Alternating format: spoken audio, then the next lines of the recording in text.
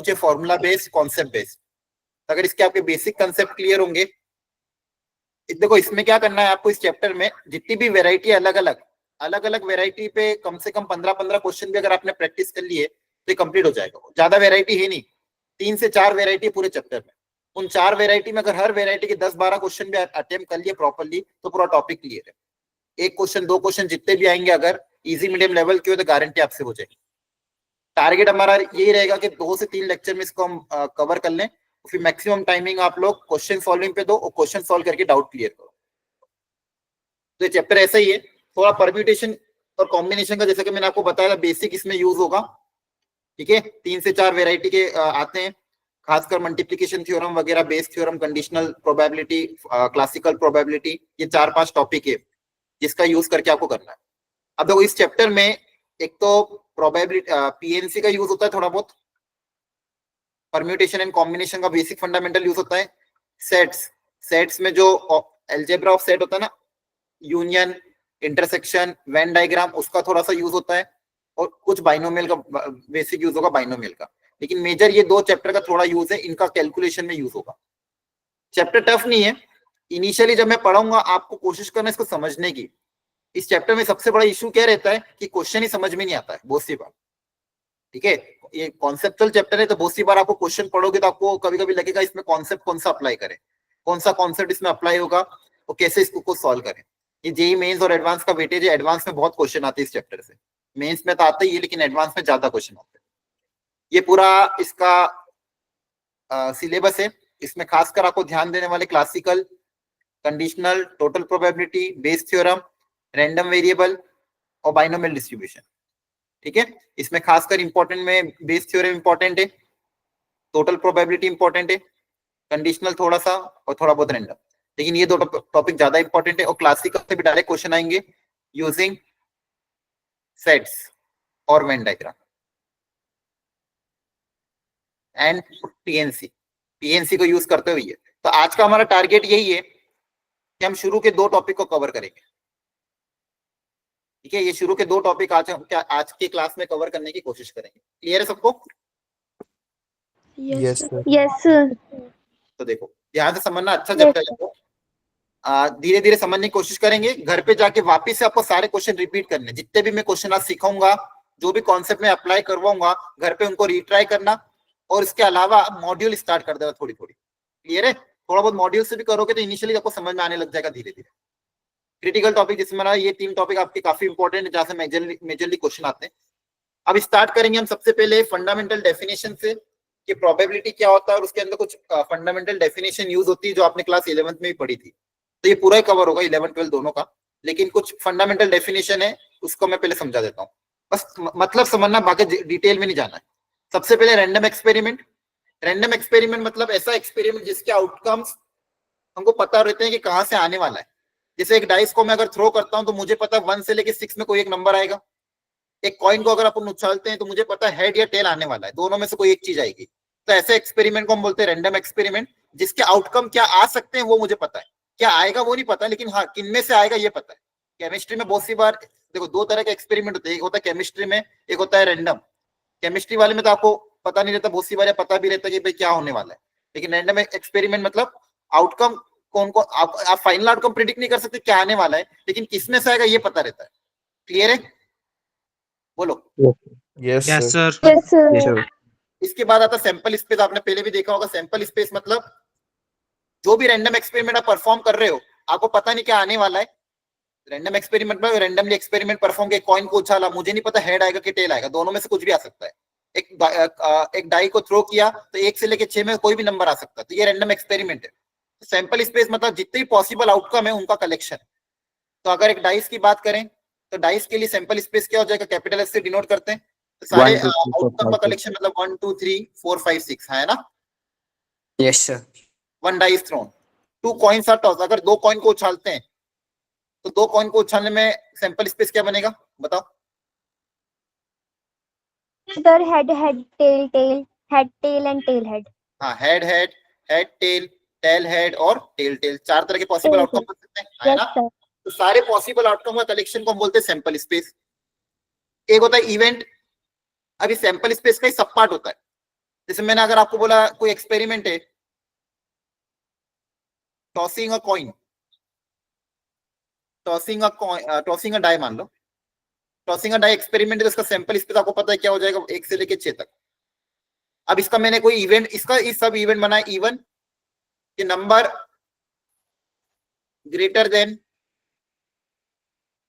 3, number greater than 3, तो इस event के अंदर क्या क्या आ जाएगा, 4 5 6 है ना, बोलो। Yes, sir. ये रे, तो एक होता है सैंपल स्पेस, सैंपल स्पेस में सारे पॉसिबल आउटकम का कलेक्शन, और उसी का सब पार्ट क्या होता है, कोई ना कोई इवेंट होता है। तो इवेंट क्या होगा, इवन ई टू, अलग अलग तरह के आप इवेंट बना सकते हो डिपेंडिंग ऑन द एक्सपेरिमेंट। देखो इन पे इतना ज्यादा वो मत नहीं है कि बहुत टफ है, बस इनका नाम ध्यान रखना है, जैसे इनका यूज नहीं है, बस कभी अगर नाम आ जाए तो आपको पता होना चाहिए। इवेंट भी दो तरह के होते हैं, सिंपल इवेंट और कंपाउंड इवेंट। सिंपल मतलब जिसमें डायरेक्ट सिंगल सिंगल आंसर हो, हेड आए टेल आए। कंपाउंड मतलब थोड़ा मिक्स में आ जाए, at least one head, at least one tail, at most one head, इस तरह के आते हैं तो कंपाउंड इवेंट। सिंपल होंगे तो simple event, getting a head और गेटिंग अ टेल। किसी को कोई दिक्कत है क्या, एनीवन, कोई डाउट है यहाँ तक? Yes sir. No, sir. No, sir. जल्दी पूछो यूं। सर जैसे इवेंट है उसका मतलब आंसर हुआ, मतलब इवेंट हमने की जैसे एक्सपेरिमेंट का सब सब पार्ट समझ लो आप। जैसे मान लो मैंने एक डाई को थ्रो किया, एक डाई को थ्रो करना एक एक्सपेरिमेंट है ना, यस सर। और उसमें मैं Yes, बोलता हूँ कि getting at least getting number greater than 2, तो ये उसका सब पार्ट है ना, तो वो एक इवेंट हो गया। ठीक है, दो कॉइन को उछाला, मैंने बोला गेटिंग एटलीस्ट वन हेड, तो ये उसका क्या हो गया, एक सब पार्ट, उसका ये इवेंट हो गया। सिंपल, क्लियर है? Okay, so some kind of condition. हाँ, मतलब कोई भी, मतलब सब पार्ट उसका। देखो इसमें इतना कॉम्प्लेक्स मत सोचो, नॉर्मल हल्का हल्का ही सोचना है। सिंपल एक एग्जांपल से सोचो ना, मैंने क्या बोला, एक दो कॉइन को उछाल रहे, मैंने बोला getting at least 2 head, getting at least 1 head, getting at least at most 2 head, तो उसके सब पार्ट हो गए ना ये, तो एक तरह की ये इवेंट हो गया ये, है ना? Yes sir. देखो ज्यादा डीपली मत, ज्यादा ओवर भी मत सोना। प्रोबेबिलिटी और पीएनसी हल्का हल्का ही दिमाग में रखना, ज्यादा डीप में जाके उल्टा उल्टा मतलब ज्यादा वो मत सोचना, इसको नॉर्मल रखना, नहीं तो फिर आप ज्यादा डीपली चले जाओगे अंदर तो बहुत गड़बड़ हो जाएगी। इसलिए बहुत एकदम सिंपल डेफिनेशन रखना, सिंपल रखना है। वो जो चीज ज्यादा इंपॉर्टेंट होगी इसमें अपने आप में ज्यादा टाइम दूंगा, ये सब इतना इंपॉर्टेंट नहीं है, ये सिर्फ डेफिनेशन है, जिनका नॉर्मल डेफिनेशन आपको ध्यान रखना है। क्लियर है? Yes, sir. Yes, sir. अब देखो मैंने कहा था सेट्स का यूज होगा, कभी बोलते इवेंट ए और इवेंट बी। जैसे मान लो मैंने एक डाई को थ्रो किया, अलग अलग इवेंट बना दिए, उसके सब पार्ट बना दिए। ए और बी, ए और बी का मतलब क्या होता है, ए यूनियन बी, और जब भी कंडीशन आती है मतलब क्या होता है, यूनियन होता है ना? Yes, sir. Yes, sir. जैसे सेट्स में फॉर्मूला अप्लाई होता था कि number of element in A union B, वो होता था number of element in A plus number of element in B minus number of element in A intersection B, है ना? Yes, sir. Yes, sir. हमने ये फॉर्मूला पढ़ा था। Same concept आप प्रोबेबिलिटी में भी अप्लाई कर सकते हो। कभी आपको पूछी, जैसे मान लो एक रैंडम एग्जांपल लिया, मान लो मैंने कि कोई आपने एक्सपेरिमेंट किया tossing 2 coin, tossing 2 coin experiment था, उसका मान लो एक सब इवेंट मैंने डिफाइन किया गेटिंग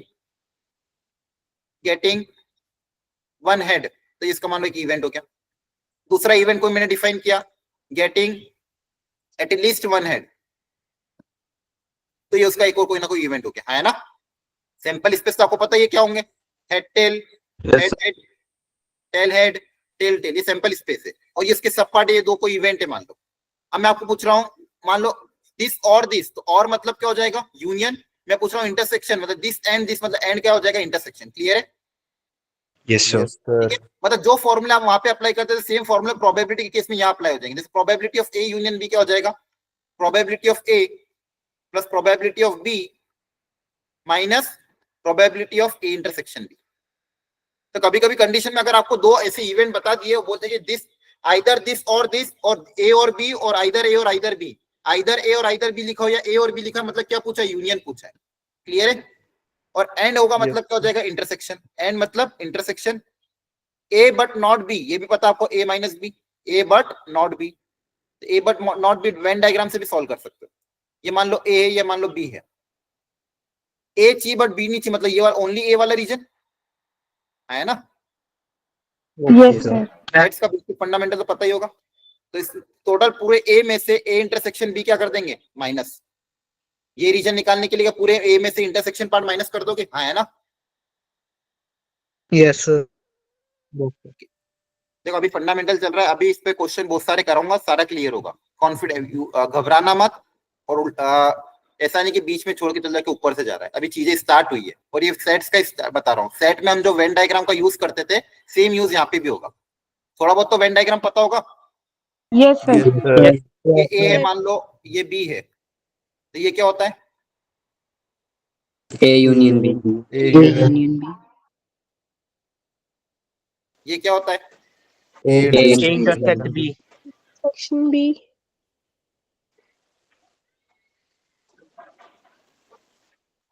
ये A minus B. A minus B. Only A या ए माइनस बी, क्लियर है ना? Yes, sir. Yes, sir. एक होता है इक्वली लाइकली इवेंट। अब जितने भी इवेंट आपने क्लास 10 तक पढ़े थे वो सारे इक्वली लाइकली थे। क्या इक्वली लाइकली मतलब?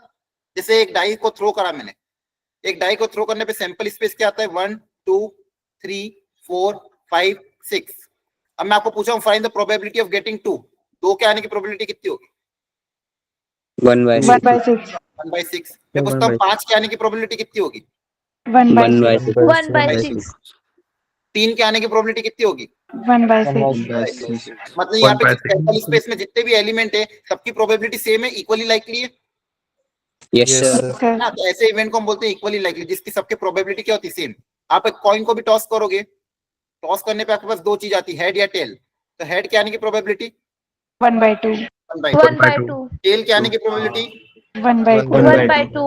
ये भी क्या हो गया? इक्वली लाइकली इवेंट हो गया। अब तक आपने क्लास 10 तक यही पढ़ा था, याद आ रहा है? जितने भी इवेंट, जितने भी एक्सपेरिमेंट पढ़े थे उसमें लगभग सब क्या थे? इक्वली लाइकली थे। और आप जो फॉर्मूला भी अप्लाई करते थे वो वही था। अब इसको मैं बाद में बताऊंगा। तो क्लासिकल डेफिनेशन ऑफ प्रोबेबिलिटी क्या है आप पढ़ो इसको, एक मिनट पहले ये पढ़ी लो। इसके अलावा देखो दो टर्मिनोलॉजी और होती है, क्लास 11th में थी, एग्जॉस्टिव और म्यूचुअली एक्सक्लूसिव। एक होता है एग्जॉस्टिव इवेंट्स। तो एग्जॉस्टिव इवेंट क्या होता है वो समझो अच्छे से। मान लो कोई एक्सपेरिमेंट किया आपने, उससे रिलेटेड कोई ना कोई सैंपल स्पेस था जिसमें सारे पॉसिबल आउटकम आ गए। अब इसके सब इवेंट डिफाइन करो। मान लो इवेंट ए, इवेंट बी और इवेंट सी। इवेंट ये क्या है? इसके सब पार्ट इवेंट से। ये क्या है? इसके इवेंट। इवेंट समझ गए ना? Yes, sir. है ना? Yes, sir. अब ये मान लो तीनों के तीनों इवेंट पूरे सैंपल स्पेस को अगर कवर कर ले, ये तीनों के तीनों इवेंट का आउटपुट पूरे सैंपल स्पेस को कवर कर ले, तो ऐसे इवेंट को क्या बोलेंगे अपन? एग्जॉस्टिव। ऐसे इवेंट को क्या बोलेंगे? एग्जॉस्टिव। मतलब तीनों इवेंट पूरे सैंपल स्पेस को कवर कर ले, मतलब इनका अगर मैं यूनियन लूं तो किसके बराबर आना चाहिए? वो sample space. Sample space. Example के तौर पे, एग्जाम्पल के तौर पे जैसे मान लो मैंने एक्सपेरिमेंट किया tossing a die, throwing a die. मान लो थ्रोइंग अ डाई, उसमें इवेंट E1 मैंने बोला getting even number, event E2 मैंने बोल दिया मान लो गेटिंग ऑड नंबर। तो क्या ये E1 और E2 एग्जॉस्टिव है क्या? Yes, sir. Yes, sir. Exhaustive है. है। Yes, sir. E1 में क्या क्या जगह? 2 4 6, ऑड में क्या जगह? 1 3 5। तो दोनों मिला के पूरे सैंपल स्पेस को कवर कर रहे हैं। Yes, sir. Yes, sir. E1 और E2 क्या हो जाएंगे? एग्जॉस्टिव। मतलब इसके अंदर जो एलिमेंट आए, इसके अंदर जो एलिमेंट आए, दोनों सब मिला के सैंपल स्पेस को कवर करे। सेम यहाँ पे भी इसके अंदर कुछ एलिमेंट आएंगे, यहाँ पे कुछ आएंगे, यहाँ पे कुछ आएंगे, ये तीनों के तीनों मिला के अगर पूरे सैंपल स्पेस को कवर कर ले, कुछ भी खाली ना छूटे, तो ऐसे इवेंट्स को हम क्या बोलते हैं? एग्जॉस्टिव। आई बात समझ में? Yes, sir. ठीक है, क्लियर है ना? Yes, sir. Yes, sir. एक वर्ड यूज होता है म्यूचुअली एक्सक्लूसिव।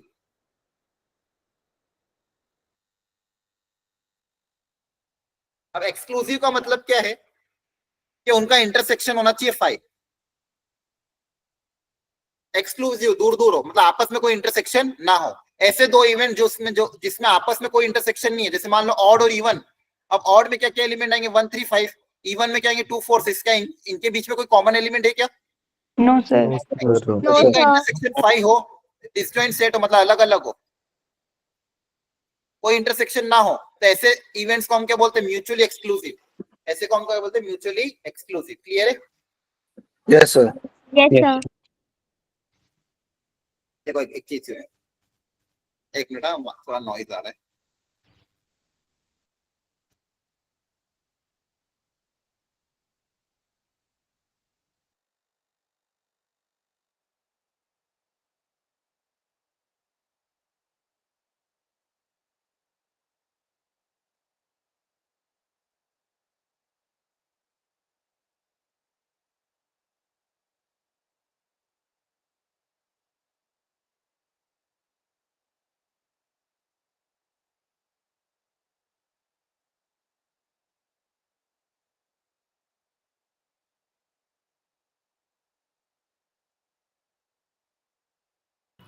हाँ, तो मैं आपको बता रहा था कि दो तरह की चीजें हमने पढ़ी, म्यूचुअली एक्सक्लूसिव और एग्जॉस्टिव। अब जैसे मान लो मैं एक चीज ये बनाता हूँ, ये मान लो सैंपल स्पेस है आपका, इसमें मैं कुछ इवेंट्स बना रहा हूँ। ये मान लो इवेंट ए, ये इवेंट बी, और ये बचा हुआ इवेंट मान लो सी है। ये पूरा बचा हुआ इवेंट क्या है, सी है मान लो। तो क्या ये एक्सक्लूसिव म्यूचुअली एक्सक्लूसिव होगा क्या? No, sir. No sir. No, sir. क्यों नहीं होगा?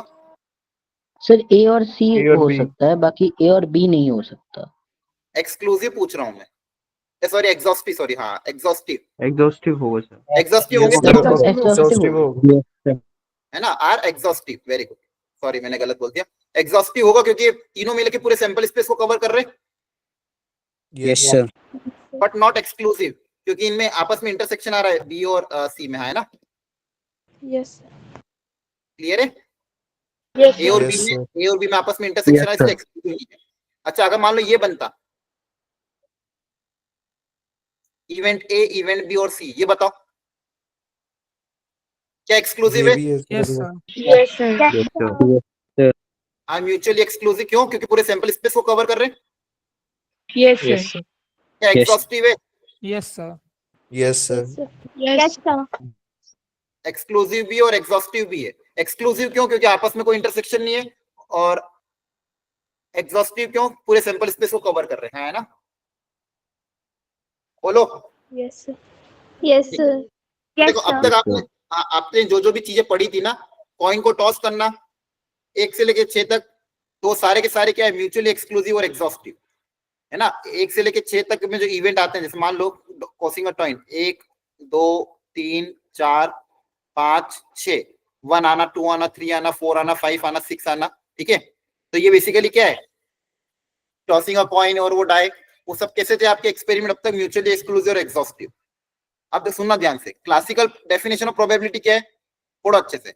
इफ अ रैंडम एक्सपेरिमेंट, कोई भी रैंडम एक्सपेरिमेंट आपने परफॉर्म किया, result in an mutually exclusive, equally likely and exhaustive outcome, out of which m are favorable of an event A, m are favorable of an event A, then the probability of occurrence of event A is what, m upon n.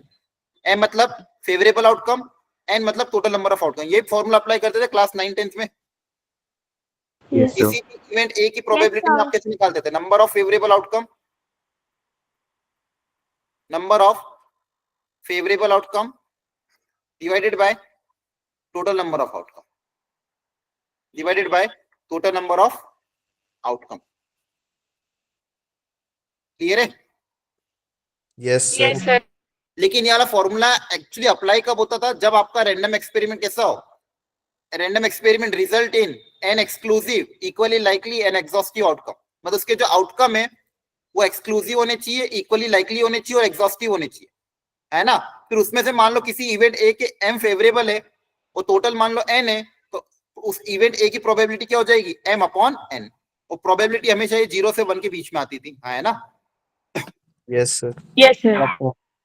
तो देखो ये actually exact definition अपन आज तक पढ़ते तो आ रहे थे, लेकिन उसके पीछे भी इन वर्ड्स का भी थोड़ा ध्यान रखना है कि रैंडम एक्सपेरिमेंट क्या है, एक्सक्लूसिव, एग्जॉस्टिव, और ये सारे इवेंट अभी तक पढ़े, और यही अभी हम ज्यादातर केस में आप यही पढ़ोगे, ठीक है?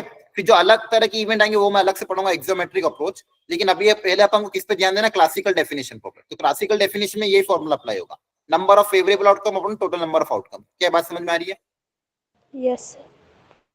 ठीक है, Yes, sir. ओके। तो क्लासिकल डेफिनेशन ऑफ प्रोबेबिलिटी, जो फॉर्मूला आपने पढ़ा है, probability of any event A is number of element in A upon number of element in the sample space. Clear है? Yes, बोलो। sir. Yes, sir. Yes, sir. अब probability का use होगा, sorry PNC का use होगा। अच्छा मुझे पहले ये बताओ, जैसे मान लो मेरे पास n डिफरेंट ऑब्जेक्ट अवेलेबल है, मैं अगर पूछता हूं number of ways of selecting r object, n different object available है, उसमें से आर ऑब्जेक्ट को सिलेक्ट करने के कितने तरीके होंगे? NCR. NCR. NCR. NCR. NCR है ना। ये जो कॉम्बिनेशन वाला फॉर्मूला अप्लाई होता है ये कब अप्लाई होता है कि मान लो n different object available different होने चाहिए, ध्यान रखना मैंने बताया भी था प्रोबेबिलिटी में पीएनसी में कि अगर एनसीआर का फॉर्मूला अप्लाई करते हैं, एनसीआर का फॉर्मूला कहां पे एप्लीकेबल है, जब आपके पास n डिफरेंट ऑब्जेक्ट हो, उन n डिफरेंट ऑब्जेक्ट में से अगर मान लो आपको r ऑब्जेक्ट सिलेक्ट करने, तो n में से r लोगों को सिलेक्ट करने का तरीका क्या होता है, एनसीआर, और इसका फॉर्मूला क्या होता है बताओ। n factorial upon n minus r factorial into minus n r factorial. ये सबको पता है कि नहीं पता है? Yes, sir. Yes, sir. Yes, sir. पता है ना। Yes, sir. चलो अब क्वेश्चन आएंगे, कुछ क्वेश्चन इजी होंगे, कुछ क्वेश्चन टफ होंगे, कुछ क्वेश्चन कॉन्सेप्चुअल भी होंगे। घबराना नहीं है, अटेम्प्ट करना है, और जब मैं सीखूं उसको सीखना है, और घर पे जाके री अटेम्प्ट करना है। क्लियर है? Yes, okay sir. सर, एक बार प्रीवियस स्लाइड शो कर दीजिए प्लीज। कौन सी वाली स्लाइड? Sir previous. कौन सी स्लाइड? ये यस सर। ये तो फॉर्मूला भी यूज करेंगे इसको, तो फॉर्मूला एनसीआर का क्वेश्चन अटेम्प्ट करो। अभी नोट्स भेज दूंगा, डोंट वरी, नोट्स आपके हाथों हाथ आज ग्रुप में आ जाएंगे। आप मैक्सिमम ध्यान, रोहित अभी क्वेश्चन सॉल्व करो। अभी जहां पे भी सिलेक्शन होगा वहां पे कॉम्बिनेशन, जहां पे सिलेक्शन अरेंजमेंट होता है वहां पे permutation. Combination means only selection, permutation means selection and arrangement both.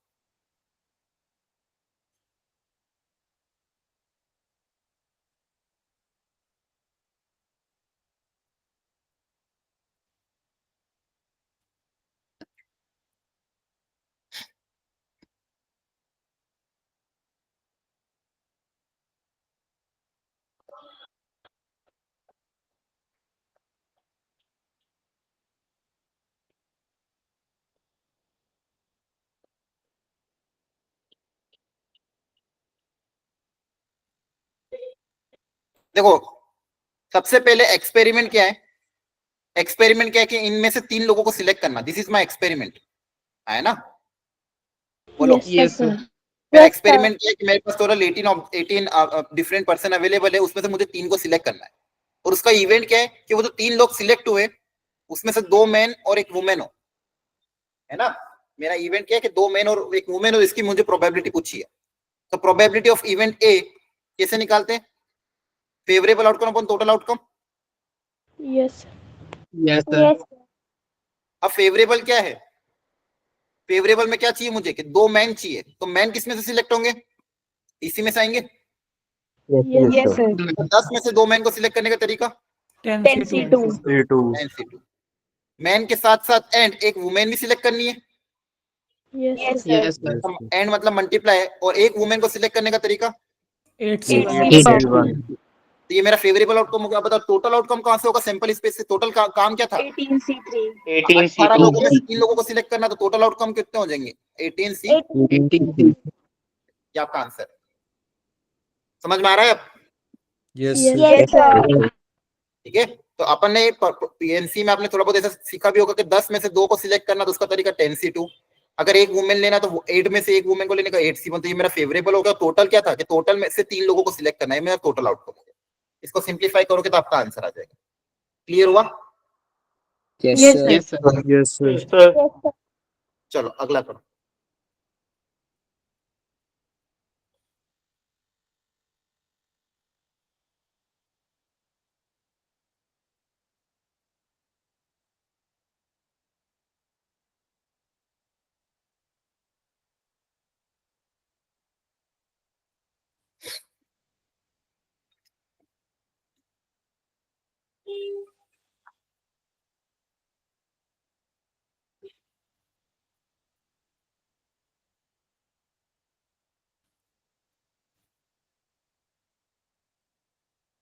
कर लिया?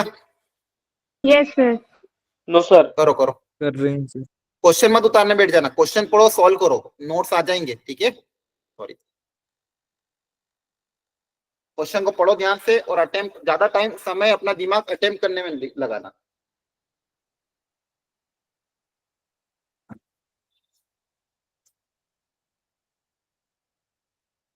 सडन। सर एक Done, चीज sir. पूछनी थी, Done, sir. इसमें 4 बॉल सिलेक्ट करनी है और 3 रेड होनी चाहिए और 2 ब्लैक होनी चाहिए, तो टोटल 5 हो गई। 4 वाला Yes, sir. हाँ यहाँ पे गड़बड़ थी, तो 5 ले लो। Okay sir.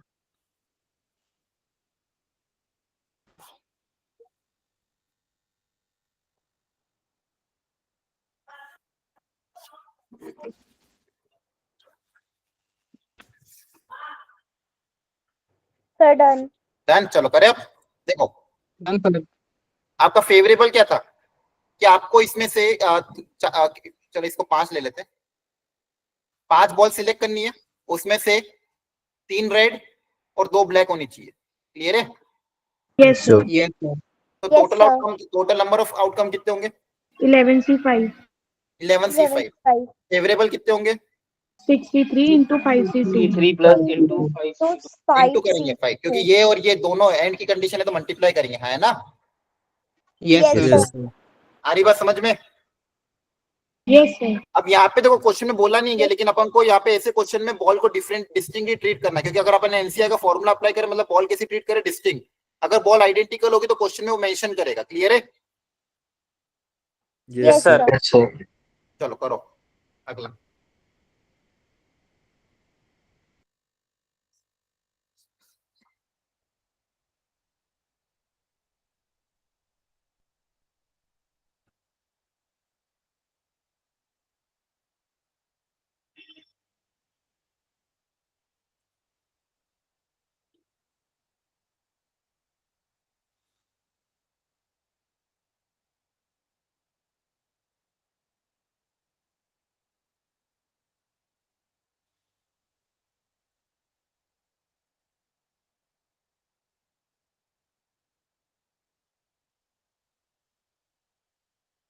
Done, sir.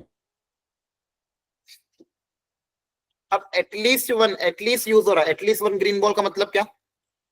एक और एक Sir, से कम से कम एक कम होना से कम एक। होगा। क्या क्या केसेस बनेंगे? 3 बॉल लेनी मुझे, उसमें से कम एक ग्रीन होनी चाहिए। तो क्या क्या बन सकता है? सर, एक green 2 white, 2 green 1 white. 1 green 2 white, 2 green 1 white और 3 ग्रीन, है ना? Sir, total sir. 2 ही ग्रीन है। टोटल 2 ग्रीन है, फिर तीसरा वाला तो हट ही जाएगा। यही 2 केस बनेंगे। Yes, sir. अब Yes, या sir. तो ये Yes, होगा या तो ये होगा। 3 Yes, बॉल sir. ना, या तो आप इस तरह से सिलेक्ट करोगे या तो इस, अब देखो बोलते टाइम में मैं क्या बोल रहा हूँ, 3 बॉल सिलेक्ट करनी, या तो 1 ग्रीन या तो 2 वाइट होगी। दिस एंड दिस और दिस एंड दिस, है ना? Yes, sir. Yes, sir. Yes, तो sir. अब 1 ग्रीन 2 वाइट को सिलेक्ट करने का तरीका बता दो। 2C1 into 8C2. C1 8C2 divided by 10C3. 10C 10C3. ये इसका काम हो गया। 2 ग्रीन 1 वाइट का 2C2 into 8C1. 2C2 into 8C1 divided by C 10C3. और इन दोनों को मल्टीप्लाई करो कि add? Add. Add. Sir, add. Add करें। एक और तरीका क्या हो सकता है कि जब भी एटलीस्ट वर्ड आता है, मैंने कैसे सिखाया था, टोटल तरीकों में से वो तरीके माइनस करो जिसमें no green. Yes, sir. Method number 2, at least का वर्ड जब भी आता है तो आप क्या कर सकते हो, टोटल तरीकों में से वो तरीके माइनस कर दो जिसमें नो ग्रीन आ रहा हो, एक भी ग्रीन ना आ रही हो, है ना? देखो टोटल तरीके होंगे क्या actually? 1 green 2 white, 2 green 1 white और 3 वाइट, है ना? Yes, हमारा sir. Yes, sir. Total probability तो 1 होगी। टोटल प्रोबेबिलिटी तो 1 होगी Yes, sir. Minus no green. अब बिना ग्रीन वाली क्या तरीका क्या होगा? सारी वाइट हो जाए। Yes, sir. Yes, sir. Yes. बिना ग्रीन मतलब all 3 white. Yes, sir. Yes, sir. तो 3 वाइट सिलेक्ट करने का तरीका बताओ। 8C3. 8C3. हाँ, तो उसकी प्रोबेबिलिटी क्या हो जाएगी? 8C3 divided by 10C3. तो टोटल मतलब 1 में से वो प्रोबेबिलिटी माइनस कर दे। एटलीस्ट मतलब एक भी ग्रीन ना आए। देखो एटलीस्ट मतलब कम से कम 1 ग्रीन आनी चाहिए, 1 ग्रीन 2 ग्रीन 3 ग्रीन ऐसे। और इसका उल्टा क्या हो जाएगा कि एक भी ग्रीन ना आए, तो टोटल में से वो माइनस करो जिसमें एक भी ग्रीन है, तो बची हुई क्या है जिसमें कम से कम 1 ग्रीन तो आएगी सी, है ना? Yes, Yes, sir. sir. इन दोनों से आंसर आपका सेम आएगा। आ रही बात समझ में? Yes, sir. Yes, sir. Yes, sir. Sir हाँ बोलो बोलो। ये सर जो आपने टोटल लिखा है किस चीज के लिए है? टोटल मतलब देखो, मतलब बेसिकली कि ये प्रोबेबिलिटी मतलब टोटल बेसिकली क्या है कि टोटल आपके पास जो भी एक चीज हमेशा ध्यान, जितने भी एक्सपेरिमेंट के इवेंट्स होते हैं उन सबकी टोटल प्रोबेबिलिटी का सम कितना होगा? हमेशा 1। मान लो ओके एक सर। एक एक्सपेरिमेंट में टोटल 4 सब इवेंट है, उन चारों सब इवेंट वो सारे के सारे अभी मैंने बताया तो म्यूचुअली एक्सक्लूसिव एग्जॉस्टिव है, तो उन सब वो सारे के सारे सैंपल स्पेस को कवर करेंगे, तो जितने भी टोटल सर। होंगे उन सबकी प्रोबेबिलिटी का सम कितना आएगा? 1 आएगा, यस है ना? सर। तो टोटल मतलब बेसिकली देखो इसके टोटल पॉसिबल केस क्या हो सकते हैं? 3 बॉल को हाँ। सिलेक्ट करने के टोटल हाँ। पॉसिबल केस बता दो। इसमें तो 3 बॉल लेनी है, तो क्या क्या पॉसिबिलिटी के? 3 white, 2 Yes, white, sir. 1 green, 1 white, और 2 ग्रीन, 2 बस ग्रीन। यही हो सकता है यस सर। ना? तो ये टोटल हो गए। अब इन तीनों की प्रोबेबिलिटी का सम हमेशा 1 आएगा, है ना? अब मैंने क्या करा, टोटल में Yes, से sir. इन तीनों की प्रोबेबिलिटी का सम क्या आएगा? 1। तो टोटल में से मैंने क्या माइनस कर दिया? ये वाला माइनस कर दिया, तो ये बच्चे भी दोनों आ गए, यही तो निकाल रहे थे अपन। Okay sir. आई बस में टोटल ये था, टोटल में से 3 व्हाइट वाला उधर जाके क्या कर दिया? माइनस कर दिया, तो ये बच्चे भी दोनों आ गए। या फिर आप इन दोनों को अलग अलग निकालो एडिशन करके, या फिर टोटल में से जो वाला पार्ट नहीं आ रहा वो माइनस कर दो। Okay sir, thank you sir. Okay, चलो इसको सोचो।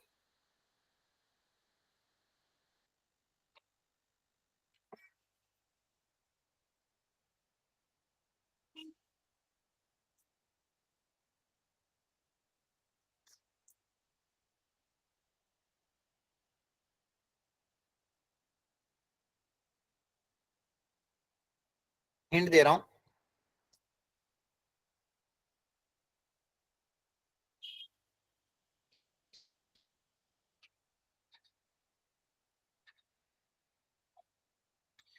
परम्यूटेशन एंड कॉम्बिनेशन में गैप मेथड सिखाया जाता था, उसका यूज कर सकते हो।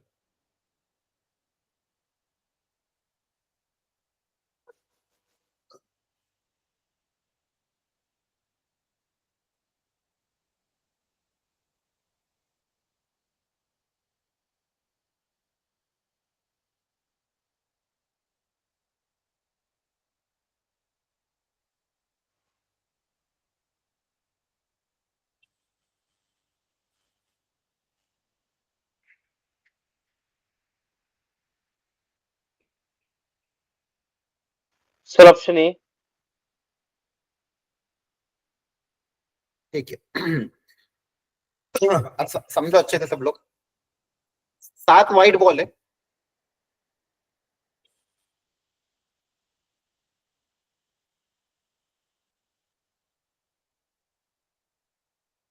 और 3 ब्लैक बॉल थी, मान लो रेड बॉल या ब्लैक बॉल। अब उन ब्लैक बॉल को इस तरह से रखना है ताकि कोई भी दो रेड बॉल, 2 ब्लैक बॉल पास पास में ना हो, आया ना? Yes Yes, sir. मतलब उनको मैं गैप्स में रख दूं। इन व्हाइट Yes, की sir. Gap, number of gaps कितने? 1, ये गैप है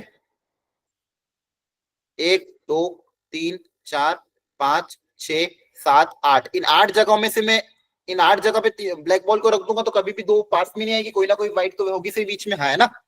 Yes, sir. Yes sir. तो इन 8 जगह में मुझे 3 ब्लैक रखनी, तो इन 8 में पे 3 को सिलेक्ट करना पड़ेगा। Yes sir. तो 8 जगह में से पहले 3 जगह सिलेक्ट कर लेते हैं। तो मैंने क्या करा, सबसे पहले 8 में से 3 जगह सिलेक्ट कर ली। मान लो एक जगह ये हो गई, एक जगह ये हो गई, एक जगह ये हो गई। अब बहुत सारी डिफरेंट है, ध्यान रखना। सिलेक्ट कर ली। अब और भी तरीके होंगे जिसमें मान लो ये ball number A, ball number B, ball number C, एक तरीका ये। अब कभी कभी हो सकता है बॉल बी यहाँ पे आ जाए, बॉल ए यहाँ पे आ जाए, बॉल सी यहाँ पे आ जाए, तो ये भी तो एक तरीका है, इसको भी तो काउंट Yes, करना sir. पड़ेगा। तो ये तो हमने सिलेक्ट किया। सबसे पहले क्या करा, 8 में से 3 गैप सिलेक्ट किए। इन 3 बॉल को आपस में अरेंज करने का तरीका 3 factorial, Yes, Yes, sir. sir. और इन 7 बॉल को आपस में अरेंज करने का तरीका 7 फैक्टोरियल। तो ये क्या होगा, total number of favourable outcome हो गए। ये जितने भी आउटकम आए वो ये सारे आउटकम है जिसमें कोई भी ब्लैक बॉल साथ में नहीं रहेगी। हमेशा सारी ब्लैक बॉल क्या है, अलग अलग है। क्योंकि प्रोबेबिलिटी क्या पूछा था, no two black ball are adjacent. तो आपको किसी ब्लैक बॉल को एडजेसेंट नहीं रखना था, मतलब उनको गैप में रखना है। तो गैप में रखने के ऐसे इतने तरीके होंगे, क्योंकि यहाँ पे सारी बॉल डिफरेंट है, याद रखना। 7 और 3 टोटल 10 डिफरेंट बॉल है। तो टोटल 10 डिफरेंट बॉल को अरेंज करने का टोटल तरीका क्या होगा? 10 factorial. 10 फैक्टोरियल। 10 factorial. ठीक है, 10 डिफरेंट बॉल को आपस में अरेंज करने का टोटल तरीके कितने होंगे? 10 बॉल को मैं आपस में अरेंज कर दूं 10 फैक्टोरियल। उसमें से मेरे फेवरेबल कितने हुए? 3 factorial into 7 factorial into 8c3। सबसे पहले तो 8 में से 3 जगह सिलेक्ट करी, फिर आपस में इनको अरेंज कर दिया।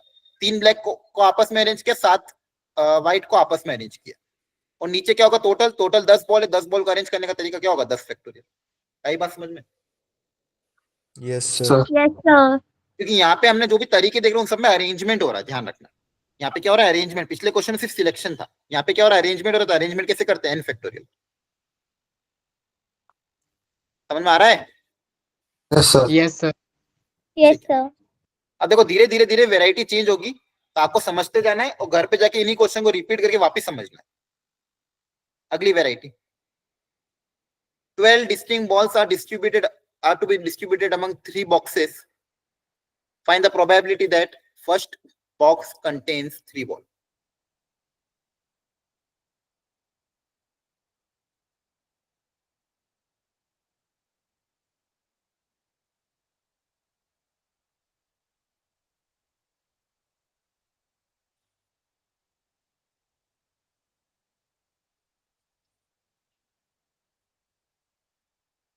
तो 12 डिस्टिंक्ट बॉल हैं, इन 12 डिस्टिंक्ट बॉल को 3 बॉक्सेस में भरने हैं, सच दैट पहले बॉक्स में 3 बॉल चली जाए। पहले बॉक्स में कितनी बॉल होनी चाहिए, 3, है ना, और बच्चे भी दोनों बॉक्स में कितनी भी जा सकती है, तो बच्ची भी 9 बॉल इन दोनों बॉक्सेस में डालनी। क्लियर है? Yes sir. तो ऐसे क्वेश्चन जब परम्यूटेशन कॉम्बिनेशन में आते थे तो हम उल्टा करते थे, क्योंकि देखो बॉल तो वो किसी भी बॉक्स में जा सकती है ना। हो सकता है कि Yes. सारी की सारी बॉक्स 2 में चल जाए, हो सकता है सारी की सारी बॉक्स 3 में चल जाए, कुछ बॉक्स 2 में जाए, कुछ बॉक्स 3 में जाए, ऐसा होगा अलग अलग। तो देखो यहाँ पे हम बॉल्स के रेस्पेक्ट में चीजें देखेंगे। तो मेरे पास ये जो 9 बॉल है,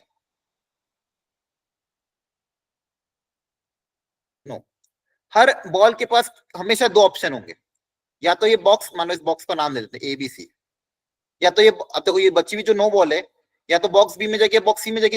इसको फिलअप करने के 2 तरीके, फिर अगली बॉल को भी फिलअप करने के 2 तरीके, है ना। बॉक्स से बॉल नहीं सोच सकता मैं ये नहीं सोच पाऊंगा कि इस बॉक्स में कितनी बॉल आएगी, कितनी भी आ सकती है, लेकिन हाँ हर बॉल कोई ना कोई बॉक्स में तो जाएगी सही, ये तो कंपलसरी है। ठीक है? Yes, तो परम्यूटेशन कॉम्बिनेशन में भी जब ऐसे क्वेश्चन आते थे तो हम उल्टा सोचते थे कि जो बॉल के पास, हर बॉल के पास कितने ऑप्शन है, 2 ऑप्शन है। तो यहाँ पे 9 बॉल है, हर 9 बॉल के पास कितने ऑप्शन है, 2 बॉक्सेस के ऑप्शन है।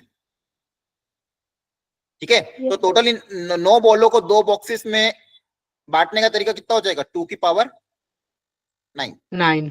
2 की पावर 9। क्लियर हुआ? सर ये रिपीट कर दो। हाँ रिपीट समझो ध्यान से, वापस से सुनना, कंसंट्रेट होके। टोटल 12 बॉल थी, क्वेश्चन में बोला 3 बॉक्सेस है, उन बॉक्सेस में बोला था कि 3 बॉल, कोई भी 3 बॉल को तो यहाँ रख दो बॉक्स ए में। तो इस काम को करने के कितने तरीके होंगे, 12 में से 3 बॉल सिलेक्ट करनी। Yes sir. तो इस बॉक्स ए में फिलअप करने के 12C3 तरीके, कि 12 में से कोई भी 3 बॉल सिलेक्ट कर लो। तो 12 में से 3 बॉल को सिलेक्ट करने के तरीके 12C3। अब जो बची हुई 9 बॉल है उनको इन 2 बॉक्सेस में डालना है। तो 9 बॉल को 2 बॉक्सेस में फिलअप करना। अब किसी बॉक्स में किधर कितनी भी बॉल आ सकती है, या सकता है इसमें 2 बॉल आ जाए, इसमें 7 आ जाए, इसमें 3, इसमें 2, तो बहुत सारे आउटकम आ सकते हैं कि 9 बॉल इन दोनों बॉक्सेस में कैसे भी जा सकती है। तो अगर हम एक एक को गिनेंगे तो बहुत लेंदी जाएगा। इससे अच्छा क्या है कि आप इन 9 बॉल को अलग अलग ट्रीट करो, 1 2 3 4 5 6 7 8 9। अब हर बॉल के पास 2 बॉक्सेस का ऑप्शन है, जो भी हर बॉल Yes, होगी sir. या तो बी में जाएगी या तो सी में जाएगी। ये वाली भी बॉल या तो बी में जाएगी तो सी में जाएगी, ये वाली भी बॉल या तो बी या तो सी में। तो टोटल 9 बॉल को 2 बॉक्सेस में बांटने के तरीके कितने हो जाएंगे, 2 की पावर 9, क्योंकि हर बॉल के पास 2 बॉक्सेस के ऑप्शन है। तो टोटल तरीके कितने हो जाएंगे, 2 की पावर, इन सबको मल्टीप्लाई कर दोगे तो कितना आ जाएगा, 2 की पावर 9। तो ये आपके क्या होगा, फेवरेबल आउटकम। क्या होगा, फेवरेबल। अब टोटल आउटकम सोचते हैं। अब टोटल आउटकम में क्या है, टोटल में क्या है बेसिकली, अब टोटल तो ओवरऑल सोचेंगे कि मेरे पास 12 बॉलें हैं, है ना, उनको मुझे Yes, 3 sir. Yes, बॉक्सेस में रखना है। तो हर बॉल के पास कितने ऑप्शन रहेंगे, 3. 3 3। 3 ऑप्शन। तो टोटल ऑप्शन कितने हो जाएंगे, 3 की पावर 12. 3 की की पावर। पावर 12। टोटल ऑप्शन कितने हो जाएंगे, 3 की पावर 12। क्योंकि मुझे यहाँ पे ओवरऑल सोचना है, ओवरऑल 12 बॉलों को 3 बॉक्सेस में ना, ये तो मेरा पर्टिकुलर केस हो गया, और ये मेरा क्या हो गया टोटल। तो मेरी प्रोबेबिलिटी क्या आ जाएगी, probability of any event E मान लो, फेवरेबल अपॉन टोटल, तो फेवरेबल क्या होगा 12c3 मल्टीप्लाई बाय 2 की पावर 9 डिवाइडेड बाय 3 की पावर 12. क्लियर है। yes Yes, sir sir. तो देखो ये एक वेराइटी थी, जब भी ऐसे बॉल को दो बॉक्सेस में रखना तो उल्टा सोचना, ये हर बॉल के पास दो ऑप्शन अवेलेबल, टोटल ऑप्शन कितने थे 3 की पावर 12 और ये फेवरेबल होगा, फेवरेबल अपॉन टोटल। इसके पहले वाले क्वेश्चन में क्या था, आपको एडजेसेंट नहीं रखना, एडजेसेंट नहीं रखना मतलब गैप्स में रख दो, तो गैप मेथड वाला क्वेश्चन, क्या आपको क्या रखना पड़ेगा गैप मेथड, तो वो फेवरेबल निकाल लिया टोटल निकाल लिया। इसके पहले अगर एटलीस्ट आ रहा है तो टोटल में से माइनस कर दो या फिर केसेस बना के ऐड कर दो। इसके पहले सिलेक्शन का नॉर्मल, कि अगर जो भी सिलेक्शन करना था फेवरेबल अपॉन टोटल, सिलेक्शन वाले केसेस आया ना, yes sir समझ आ रहा है, अलग अलग Yes, वेराइटी है। अब एक वेराइटी कभी कभी ज्योमेट्री से रिलेट होके आ सकती है। अब ये एरिया अंडर कर का क्वेश्चन है, हो सकता है बस समझाने की कोशिश कर रहा हूँ इसको, अभी डिटेल में नहीं, जिन भी बच्चों ने चैप्टर नहीं पढ़ा अभी सिर्फ समझ लो इसको क्या दिया हुआ है, सिर्फ कॉन्सेप्ट समझना, आपको कैलकुलेशन नहीं करनी है। बोला if a point A x comma y lies in the region bounded by y axis, एक तो वाई एक्सिस है, तो y axis area, line 2y plus x equal to 6। अब इसको प्लॉट करने के लिए मान लो x को 0 रखोगे तो y 3 आएगा, y को 0 रखने पे x 6 आएगा, तो ये वाली लाइन है। दूसरी लाइन x को 0 रखने पे y आएगा -5 और y को 0 रखने पे x का कितना आएगा 6 आएगा ना। सर वाई को 0 नहीं रख सकते ना कि सर वाई तो कैसे रख सकते हो क्यों नहीं रख सकते, सेकंड लाइन है ना, या लाइन सर को रख सकते लाइन कैसे निकालते, ऐसे तो निकालते। तो इन तीनों के बीच में कौन सा एरिया आ रहा है, ये वाला, Yes, sir. तो ये आपका टोटल एरिया हो गया। तो मान लो इसको पॉइंट्स को नाम दे दो ए बी सी, तो टोटल सैंपल स्पेस कितना हो जाएगा area of triangle ABC, clear है ये टोटल। अब फेवरेबल क्या बोला है, किसकी प्रोबेबिलिटी निकालनी है, प्रोबेबिलिटी दैट जो भी आप पॉइंट सिलेक्ट करो वो y उसका y 1 से कम होना चाहिए, उसका y 1 से क्या होना चाहिए कम। अब 1 कहां पे आ रहा है पहले सोचना पड़ेगा। अब ये पॉइंट क्या आया था, ग्रीन वाली लाइन में x को 0 रखने पे y कितना आ रहा था 3, x को 0 रखने पे y 3 आ रहा था, तो 1 कहीं पे यही होगा, तो y इक्वल टू 1 लाइन बना। अब आपका फेवरेबल क्या है, लेस देन 1, लेस देन 1 मतलब नीचे वाला रीजन, आई बात समझ में, yes sir बोलो। तो ये आपका yes फेवरेबल है, sir ठीक है। तो आपका फेवरेबल क्या है, ये वाला एरिया जो एरिया मैंने शेड किया है, तो ये एरिया निकालने के लिए क्या कर सकते हो, टोटल में से ऊपर वाले ट्राइंगल का एरिया माइनस कर दें, yes sir डी और ई मान लो, ये 2 पॉइंट क्या है डी और ई। तो फेवरेबल कौन सा है, रेड वाला, फेवरेबल रीजन कौन सा है, रेड शेडेड रीजन रेड वाला, y equal to 1, y less than 1 है ना, तो y लेस देन 1 मतलब ये फेवरेबल। तो फेवरेबल निकालने के लिए क्या कर देंगे, total area of triangle ABC minus ये ऊपर छोटा वाला ट्राइंगल क्या कर दे इसमें से माइनस एडीई आया ना, तो ये फेवरेबल एरिया आ जाएगा। इस फेवरेबल को टोटल से डिवाइड कर दोगे तो आपकी क्या आ जाएगी, प्रोबेबिलिटी आ जाएगी। आई बात समझ में, yes yes sir sir ठीक है। आपको एक पॉइंट सिलेक्ट करना था पूरे रीजन में, कौन सा रीजन, जो वाई एक्सिस और इन दोनों लाइन की मदद से बना हो। तो एक ग्रीन लाइन थी, एक ऑरेंज लाइन थी और एक ब्लू लाइन थी। तो ग्रीन लाइन, ऑरेंज लाइन और ब्लू लाइन के वाला एरिया कौन सा है, total area of triangle ABC, ये पूरा एरिया। तो टोटल सैंपल स्पेस क्या हो गया, ये पूरा एरिया। आई बात समझ में, पूरा मतलब ट्राइंगल एबीसी वाला, ये समझ में आया कि नहीं आया। yes sir आ गया। yes sir आ गया टोटल मतलब इन तीनों लाइन से बनने वाला टोटल एरिया ट्राइंगल एबीसी वाला एरिया। अब फेवरेबल किसका पूछा था, probability that y less than 1, y equal to 1 ये वाली लाइन है, y इक्वल टू 1 क्या ये Yes, वाली लाइन। sir. अब मुझे वो वाला पॉइंट लेना जिसके y की वैल्यू 1 से कम हो, तो मतलब नीचे वाला रीजन, तो ये मेरा फेवरेबल है। ये रेड वाला क्या है, फेवरेबल आउट, ये मेरा क्या है, फेवरेबल रीजन। तो हम क्या करते हैं, प्रोबेबिलिटी निकालने के लिए फेवरेबल को टोटल से डिवाइड करते हैं। तो ये फेवरेबल रेड वाला निकालने के लिए मैंने क्या बोला कि टोटल में से ये ऊपर वाला माइनस कर दें, व्हाइट वाला टोटल वाले में से ये ऊपर वाला माइनस कर देंगे तो बचा हुआ रेड वाला आ जाएगा। Yes, sir. yes sir ये किया है कुछ नहीं, यहाँ से फेवरेबल आ जाएगा, टोटल आ जाएगा, दोनों को डिवाइड कर देना। क्लियर है, Okay, sir. कोई डाउट यहाँ तक। No, sir. ठीक है, एक मिनट। अब देखो ये जो कि मैंने आपको कहा था जो फॉर्मूला आप सेट्स में यूज करते थे वही फॉर्मूले यहाँ पे भी यूज कर सकते हैं। एक बार इनको नोट डाउन कर लो पहले। Probability of A union B, P of A plus P of B minus P of A intersection B. 3 अगर आ जाए, A plus B plus C, एक एक करके माइनस, तो तीनों का एक बार एडिशन। कॉम्प्लीमेंट्री मतलब 1 माइनस पी ऑफ ए, और ये डी मॉर्गन्स लॉ से ये भी समझाया था, A dash union B dash को क्या लिख सकते हो, ए इंटरसेक्शन बी का whole dash, Intersection B. Yes, Yes, sir. sir. और होल डैश को क्या लिख सकते हो, 1 minus P of A union B. Yes, sir. Yes, whole dash sir. किसे निकालते हैं, Yes, 1 sir. Minus P of A union B, sorry A intersection B.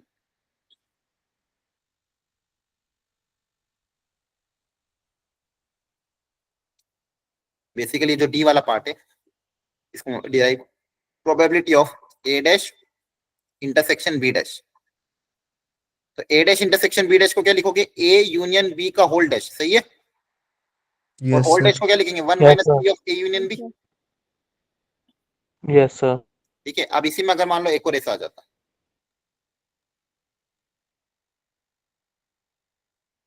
A dash union B dash, तो A dash union B dash को क्या लिखते हैं,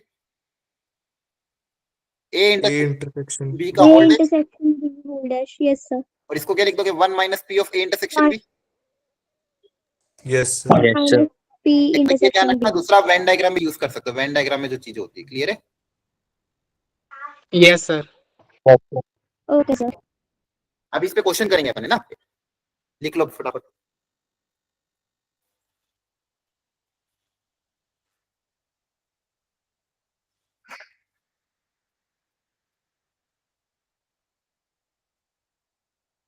वहाँ A union भी नहीं होना चाहिए कहाँ पे, सर। ई में जो आपने वो A P A intersection B dash लिखा है, वहाँ ए यूनियन भी नहीं होना चाहिए। ई में ओ सर समझ गया, सॉरी गलती हो गई मुझसे।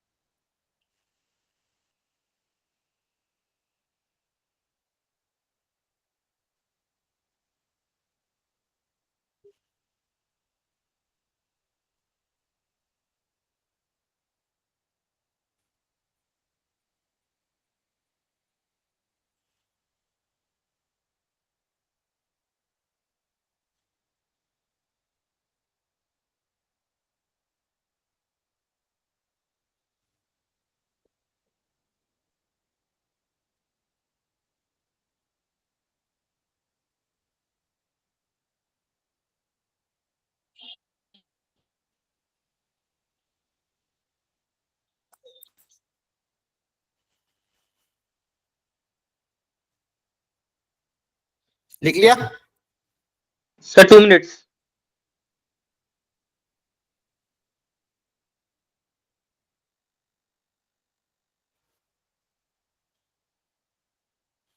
Sir done.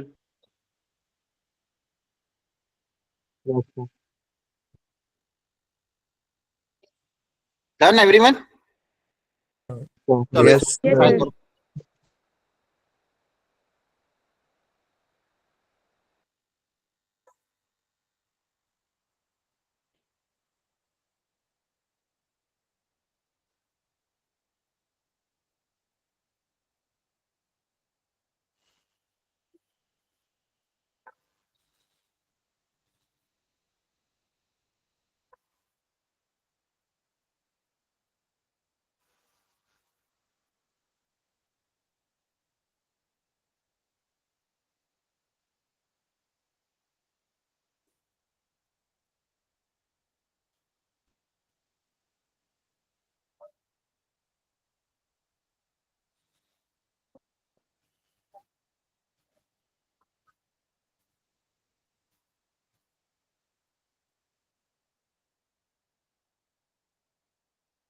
.2 आएगा sir. चलो देखें, ए यूनियन भी दिया हुआ है, ए इंटरसेक्शन भी दिया हुआ है, पूछा है probability of A complement plus B complement, है ना। Yes, sir. तो P of A complement plus P of B complement, तो ए कॉम्प्लीमेंट को लिखने का तरीका क्या होता है, बोलो। 1 minus P of A. 1 minus P of A, और बी कॉम्प्लीमेंट को 1 minus P of B. है ना, P of B. Yes, sir. Yes, sir. 2 minus P of A plus P of B. अब इसका सम निकालना है, इसको सम निकालने के लिए यूनियन का फॉर्मूला अप्लाई कर देंगे। Yes, Yes, sir. sir. Yes, sir. Probability of A union B का formula P of A plus P of B minus P of A intersection B. Yes, A sir. Plus B minus उधर जाके क्या हो जाएगा plus, तो 2 minus probability of A plus probability of B को क्या लिख सकते हो, A union B plus A intersection B, है ना। Intersection B. Yes, हमारा sir. इस फॉर्मूले में से ये माइनस उधर जाके क्या हो जाएगा प्लस, अब वैल्यू पुट अप कर देना। यूनियन कितना दिया था 0.6, इंटरसेक्शन 0.2, 1.2 आया है। तो कितना आ रहा है 1.2. 1.2. 1.2। Yes, sir. क्लियर है। Yes, Yes, sir. sir. अच्छा ये दो प्रोबेबिलिटी का एडिशन था, ऐसा मत बोलना कि सर प्रोबेबिलिटी 1 से ज्यादा कैसे आ गई, ये दो अलग अलग प्रोबेबिलिटी का एडिशन तो 1 से ज्यादा हो ही सकता है ना। Yes, sir. Yes, sir. Clear हो गया। Yes, sir. चलो इसमें दिमाग लगाओ थोड़ा।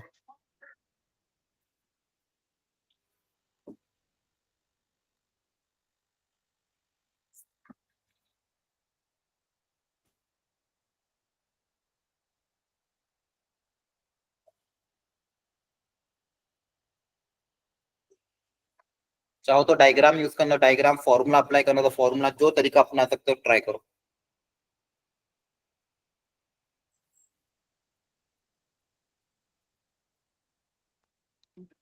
सर ये C के ऊपर बार का क्या मतलब है? वो कॉम्प्लीमेंट, Yes, सी sir. डैश सी बार कॉम्प्लीमेंट।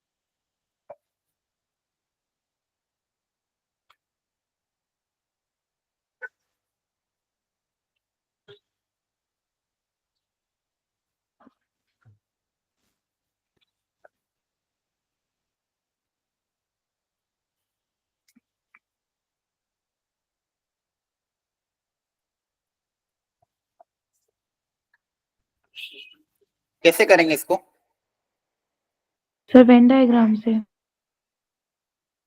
वेन डायग्राम यूज करके देखते हैं।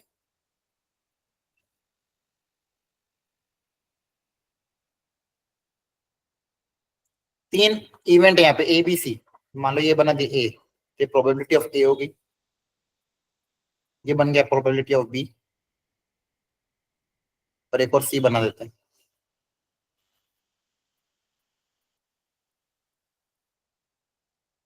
ये मान लो सी, ए बी सी। अब देखो क्या क्या गिवन है, प्रोबेबिलिटी ऑफ बी 3/4, इसका मतलब क्या है, ये जो ब्लू सर्कल है इस ब्लू सर्कल की वैल्यू 3/4 है। Yes sir. प्रोबेबिलिटी यस मतलब सर। ब्लू सर्कल वाला रीजन है, इसका रीजन क्या है 3/4। अब दूसरा देखते हैं, probability of A intersection B but not C, तो ए और बी का इंटरसेक्शन बट सी वाला पार्ट नहीं, तो ए और बी का इंटरसेक्शन ये पूरा है, उसमें सी वाला हटा देंगे तो ये बचेगा yes sir. A intersection B but not C, not C मतलब सी वाला पार्ट हट जाएगा, तो इसकी वैल्यू कितनी गिवन है 1/3। आई बात समझ में। Yes, Yes, sir. sir. A intersection भी ये पूरा आएगा बट नॉट सी, तो सी वाला पार्ट हट जाएगा ये वाला, तो ये बचेगा सिर्फ ए इंटर, यहाँ पे सिर्फ क्या ओनली ए इंटरसेक्शन। अगला देखते हैं, अगला क्या दिया हुआ है, A not A intersection B not C, मतलब ओनली बी चाहिए, Yes, sir. है ना। Yes, sir. बी नहीं चाहिए, सी भी नहीं चाहिए, ओनली बी वाला रीजन, ये वाला। Yes, sir. Yes sir. इसकी वैल्यू गिवन है 1/3। 1/3। तो पूछा है कि बी इंटरसेक्शन सी कितना होगा, तो बी इंटरसेक्शन सी मतलब ये बचा हुआ रीजन ही तो पूछा है। Yes, sir. Yes sir. कौन सा है? Yes, sir. ये है बी इंटरसेक्शन सी, बी और सी का इंटरसेक्शन, आया ना? Yes, sir. ये कैसे Yes, sir. निकला? पूरे बी में से ये दोनों पोर्शन माइनस कर देंगे, Yes, sir. Yes, sir. Yes. है ना? देखो डायग्राम बना है पूरा, होगा पूरा बी मतलब 3/4 में से ये 1/3 वाला रीजन और वो 1/3 वाला रीजन, दोनों के दोनों रीजन क्या हो जाएंगे? माइनस दिस से बचा हुआ रीजन आ जाएगा B intersection C. Yes, Yes, sir. sir.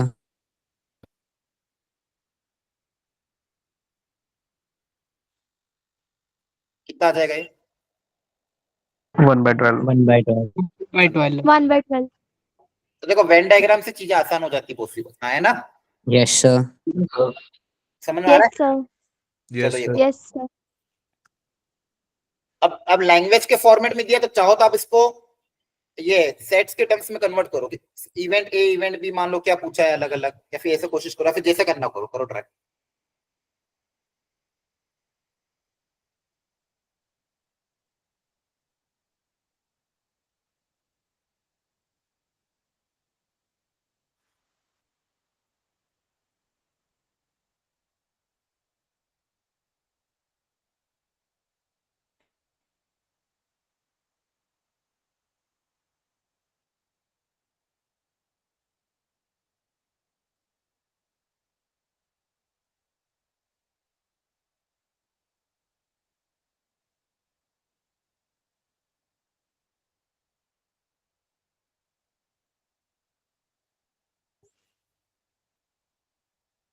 हमेशा मैं डायग्राम बनाता हूँ, उससे चीजें थोड़ी मेरे को दिखने लग जाती है। ऐसा डायग्राम बनाने से थोड़ा क्वेश्चन थोड़ा सिंप्लीफाई लगता है। क्या बोला गया? If one item is selected, तो एक्सपेरिमेंट क्या है? इसमें से एक आइटम को सिलेक्ट करना, ये मेरा एक्सपेरिमेंट है। देखो आपको ये भी समझ में आना चाहिए एक्सपेरिमेंट क्या है और उसका इवेंट क्या है जिसकी प्रोबेबिलिटी पूछी है। तो एक्सपेरिमेंट क्या है? इस बॉक्स में से एक आइटम को सिलेक्ट करना, ये मेरा एक्सपेरिमेंट है। और प्रोबेबिलिटी किसकी पूछी गई है? किस इवेंट की? That it is a Trusted.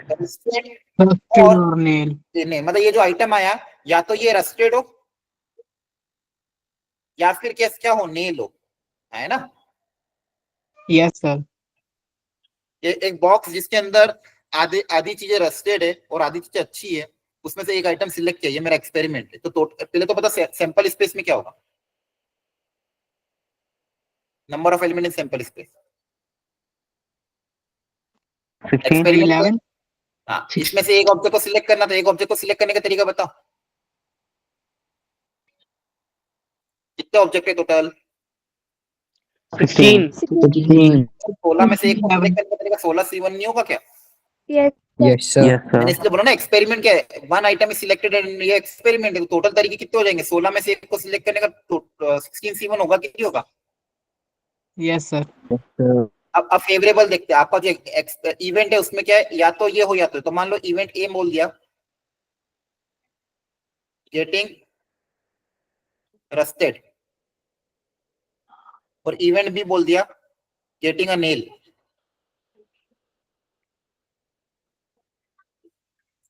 Getting a rusted item event A और getting a nail event B. पूछा क्या क्या क्वेश्चन में बताओ, किसकी प्रोबेबिलिटी पूछी है? Rusted की या nail Dot की? nail की. ए यूनियन बी पूछा है। Yes, sir.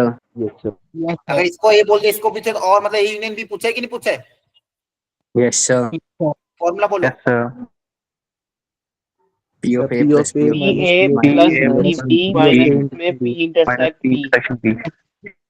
हमने देखो किस तरह से यूज हो रहा है। इवेंट बना दिया मतलब दिस और दिस, प्रोबेबिलिटी ऑफ ए का प्रोबेबिलिटी कितनी होगी? Getting a rusted item. अब देखो फेवरेबल कितने होंगे? एक रस्टेड आइटम मिले तो रस्टेड कितने टोटल? 8. 8. 8. तो फेवरेबल कितने हो जाएंगे? 8 C1 टोटल कितने वही है? 381. 16 C1. 16 C1. आ रही बात समझ में? Yes, sir. Yes, sir. Probability of B sir. Getting a nail, nail की प्रोबेबिलिटी बताओ। 6 upon 6 C1. 16. हाँ 6 C1 अपॉन 16 C1 आया ना, 6 अपॉन 16। Yes, sir. बोलो। Yes, sir. अब नेल Yes, भी sir. हो रस्टेड भी हो, रस्टेड sir. नेल की probability A intersection 11 C1. Nail rusted and nail कितने रस्टेड 11 नेल? C1. 3 C1 है ना। रस्टेड नेल कितने? 3 है ना। Yes, Yes, sir. sir. ये आपका आंसर आ जाएगा। आंसर क्या आएगा फाइनली? यहाँ आएगा फेवरेबल 8 क्वेश्चन है 11/16. Upon 16 minus 3 upon 16. क्लियर है? Yes, sir. सर क्वेश्चन था। हाँ, एक मिनट Sir, रुको। 11/16. ये सब सुनो ध्यान से। यहाँ पे कभी भी ऐसी चीजें आती है, ऐसे और मैं अलग अलग इवेंट बना दी, उसके सब इवेंट। देखो एक्सपेरिमेंट क्या था, एक इवेंट को, एक एलिमेंट को लेना, और आपको पूछा गया था कि 2 अलग अलग सब इवेंट की प्रोबेबिलिटी। तो इस क्वेश्चन को आसान करने का तरीका यही था कि आप क्या कर लो, एक को इवेंट ए बोल दो, एक को इवेंट बी बोल दो, और फिर क्या निकाल लो, ए यूनियन बी। इससे कॉन्सेप्ट भी क्लैरिटी आएगी और गलती होने के चांसेस भी कम है। और फिर ए मतलब रस्टेड आइटम, तो पूरे में से रस्टेड आइटम की प्रोबेबिलिटी क्या हो जाएगी, रस्टेड कितने थे फेवरेबल 8 में से एक को सिलेक्ट करने का तरीका 8C1, और टोटल तो वही 16C1। नेल को सिलेक्ट करने का तरीका 6C1 upon 16C1। A intersection, intersection मतलब रस्टेड नेल, तो रस्टेड नेल कितने थे 3, तो 3C1 अपॉन 16C1। हाँ, अरे पूछो जल्दी से, किसको डाउट था? सर क्लियर हो गया। हो गया क्लियर, ठीक है। और किसी को कोई डाउट है? No, sir. No, sir. No, देखो ये sir. तरीके अगर दिमाग में रहेंगे ना तो ध्यान रहेगा। चलो अगला एक और कर लो, ये जेई में आया हुआ है एक बार। अभी जो फॉर्मूला बता, फॉर्मूला अप्लाई कर दो, या फिर जो भी तरीका अपनाना करो, ट्राई।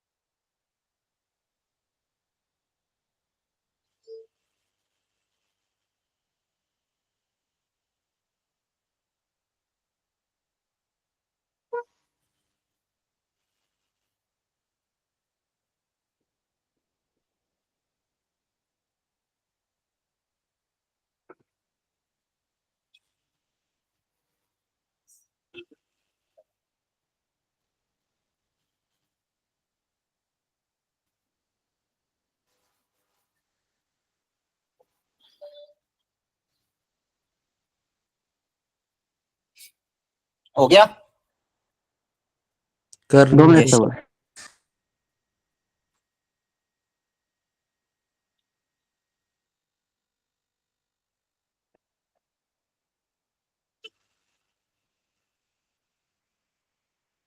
हो गया सर.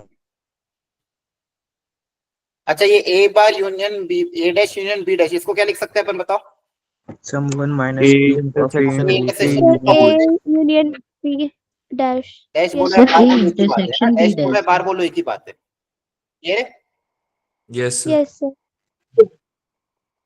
तो इसको लिख देंगे 1 minus probability of A intersection B. Yes, sir. एक मिनट, कुछ गड़बड़ हो गई। सर वहां पे Union A dash intersection B dash है। Yes, sir. अच्छा मैंने आपने- ऊपर, हाँ वही गड़बड़ था। थैंक यू वही मैं सोचू ये वापस वही सर कैसे। 1/2 आएगा आंसर। हाँ देखते हैं, यहाँ पे मैंने थोड़ी सी मिस्टेक कर दी, एक सेकंड। क्वेश्चन में क्या दिया था, A dash intersection B dash, तो ये क्या हो जाएगा, ए यूनियन बी का whole dash. Yes, sir. Yes, sir. Dash बोलो बार बोलो, एक ही बात है। होल्ड बार में कैसे निकालो, 1 minus P of A union B, यहाँ से ए यूनियन बी आ जाएगा। Yes, sir. यूनियन पता है, इंटरसेक्शन पता है, पी ऑफ ए और पी ऑफ बी पूछा था, फॉर्मूला अप्लाई हो जाएगा। Yes, sir. P of A plus P of B minus P of A intersection B. तो देखो ये सेट्स का भी यूज कैसे हो रहा है। तो ये तो यहाँ पे मैं प्रॉब्लम करा रहा हूँ, कभी कभी आपको इसको वर्ड प्रॉब्लम्स के टर्म्स में भी चीज आएगी। तो 2/3 p प्लस 2p माइनस 1/2, यहाँ से p आ जाएगा। क्लियर है? कितना आ रहा है, 1/2 7/18 नहीं 7/18। हाँ क्लियर है? Yes, sir. Yes, sir. Yes, sir. तो ध्यान रखना ऐसे क्वेश्चन है। कोई डाउट यहाँ तक? No, No, sir. sir. ये एडवांस का क्वेश्चन है, टफ नहीं, आसानी है, आपके लिए होमवर्क के लिए रखा है, ट्राई कर लेना। ठीक है? Okay sir. Yes, sir. Okay, sir. Yes, sir. चलो एक और ये ट्राई करो, इसको वेन डायग्राम से ट्राई करो एक बार। नॉर्मली भी कर सकते हो, वेन डायग्राम से भी कर सकते हो।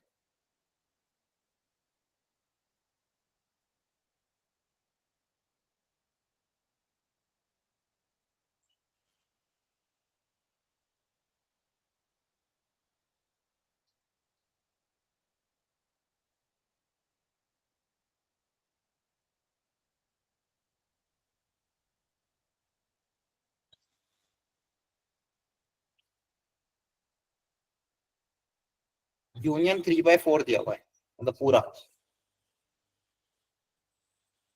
इंटरसेक्शन 1/4 दिया हुआ है।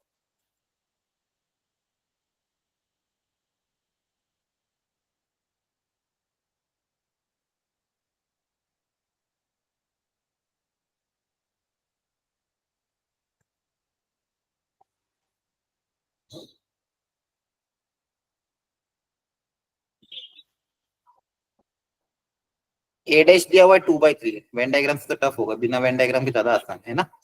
ए को छोड़ के बचा हुआ इससे 2/3, तो इससे तो बिना उसके कर ले, हाँ है ना, जो भी सही Yes, लग रहा हो। sir. पूछा क्या है वैसे आपसे, ए बार इंटरसेक्शन बी, देखो ए को छोड़ के सब कुछ, अब बी के साथ इंटरसेक्शन, सर तो बेसिकली बी। ओनली बी वाला पोर्शन पूछा है, हाँ है ना। Yes sir. Yes, sir. आपको क्या पूछा है, मतलब देखो ए बार मतलब ये पूरा रीजन, उसका बी Yes, के साथ sir. इंटरसेक्शन मतलब कौन सा आएगा, यही वाला तो आएगा, Yes, sir. मतलब only B. Yes, sir. Only B निकालने का तरीका क्या है, बी में से ए इंटरसेक्शन बी माइनस कर दोगे, B minus A intersection B, A Yes. Intersection B कितना दिया 1/4। अब बस बी निकल जाए तो काम हो जाए। Yes, क्वेश्चन में sir. ए यूनियन बी का फॉर्मूला अप्लाई कर दो, P of A plus P of B minus P of A intersection B. Union दिया हुआ है 3/4, ए बार दिया हुआ तो उससे ए आ जाएगा, Yes, sir. P of B निकालना है, इंटरसेक्शन दिया है 1/4, तो यहाँ से पी ऑफ बी आ जाए, वो पी ऑफ बी की वैल्यू यहाँ रख देना, ठीक है। तो बिना वेन डायग्राम से ज्यादा आसान होता है, क्लियर है। Yes, Yes, sir. sir. बस वेन डायग्राम से ये समझना आसान था कि पूछा क्या क्या है। पूछा क्या क्या था कि ए बार इंटरसेक्शन बी मतलब ओनली ए वाला पोर्शन, ओनली बी वाला पोर्शन। आई बात समझ में, Yes, sir. Yes, sir. ठीक है। इसको ट्राई कर लो, ये तो हो गया था, अभी करा था।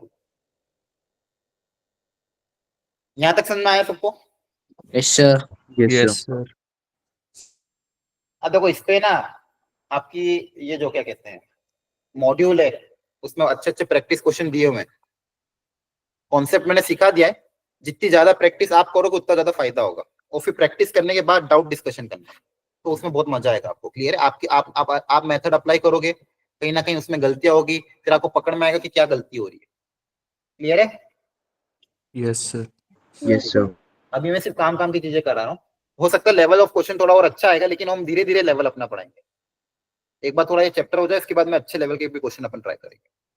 अब अगला कॉन्सेप्ट है conditional probability and independent event. Conditional probability मतलब इस, अब क्या होगा कि कभी कभी आपको, अभी तो अपन ने डायरेक्ट प्रोबेबिलिटी पूछी थी कि ये फेवरेबल, ये इवेंट है, इसकी प्रोबेबिलिटी बताओ। कोई एक्सपेरिमेंट परफॉर्म किया, आपने सैंपल स्पेस निकाला, उसके मान लो अलग अलग इवेंट है ए बी सी डी, अलग अलग मान लो एक सैंपल स्पेस, एक एक्सपेरिमेंट के 3 सब इवेंट है ए बी और सी। तो आप अभी तक क्या निकाल रहे थे, प्रोबेबिलिटी ऑफ ए या बी या सी। अब मान लो कभी कभी क्या पूछेंगे कि ए की प्रोबेबिलिटी निकालो, बी ऑलरेडी हो चुका, find the probability of A B has occurred. इसका मतलब क्या, इसको पढ़ने का तरीका, इसको ऐसे भी डिनोट करते हैं, ऐसे भी डिनोट करते हैं, या ऐसे भी डिनोट करते हैं, इन सबका मतलब सेम है।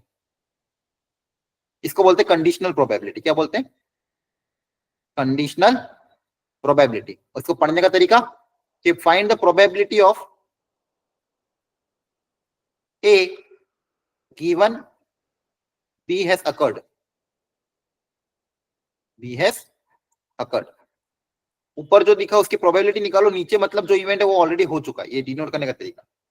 मतलब ए की प्रोबेबिलिटी निकालो, बी वाला इवेंट ऑलरेडी अगर मान लो एक्सपेरिमेंट किया उसमें बी वाला इवेंट हो गया है, अब ए की प्रोबेबिलिटी कितनी होगी ये पूछा गया। एक्चुअली ये कॉन्सेप्ट ऑलरेडी आप अप्लाई भी कर चुके हो बहुत सी बार, आपने 9-10 में भी क्वेश्चन सॉल्व किए होंगे जहाँ पे ये कॉन्सेप्ट आपने अप्लाई कर रखा है, लेकिन आपको वहां पे ध्यान नहीं होगा कि कंडीशनल प्रोबेबिलिटी। अभी क्वेश्चन भी करेंगे तो आपको दिमाग में आएगा, ठीक है। तो लेकिन वो कंडीशनल प्रोबेबिलिटी का क्वेश्चन होगा ये नहीं पता होगा, ठीक है। तो जैसे एग्जांपल के तौर पे समझाता हूं मैं कि मान लो 52 कार्ड्स हैं,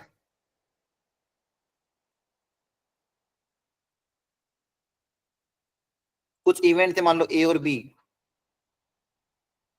event is getting and red card मान लो,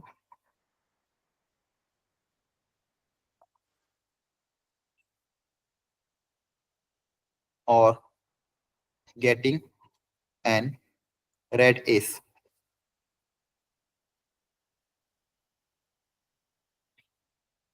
ठीक है।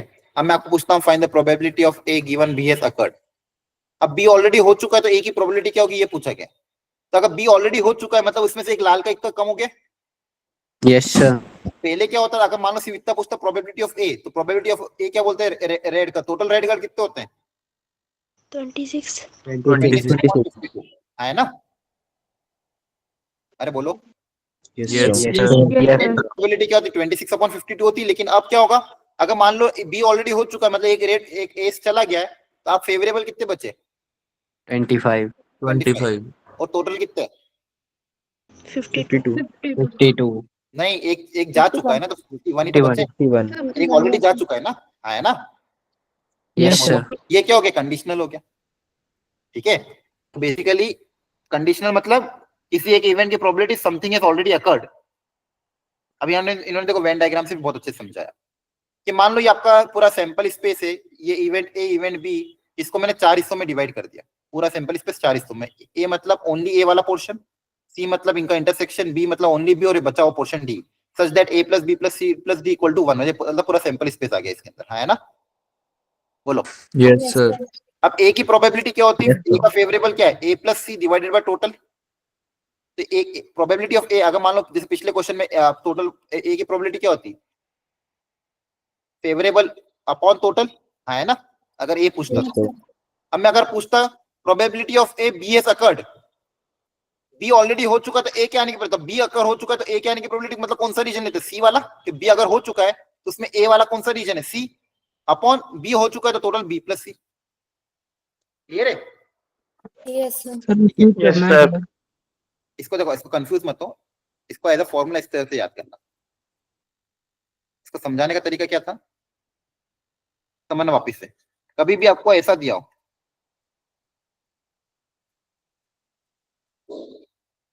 तो इसको बोलते हैं कंडीशनल प्रोबेबिलिटी।